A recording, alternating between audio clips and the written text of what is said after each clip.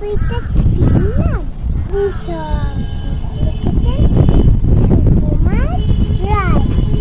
মাথায় কত প্রশ্ন আসে, পিছনে নাকি জবাব দেয়। সবাই বলে মিথ্যে বাজে, বকিস না খবরদার। অমন ধমক দিলে কেমন শিশু সব বলবে, সবাই মুখ খুশিলে বলবে আমায় গুগার্থ। কেউ কি জানে দিনের বেলা কোথায় পালে ঘুমের ঘোর? বর্ষা হলে ব্যাঙের গলায় করতে নয়, কাদার কেন শিং থাকে না, কেন পালক নেই?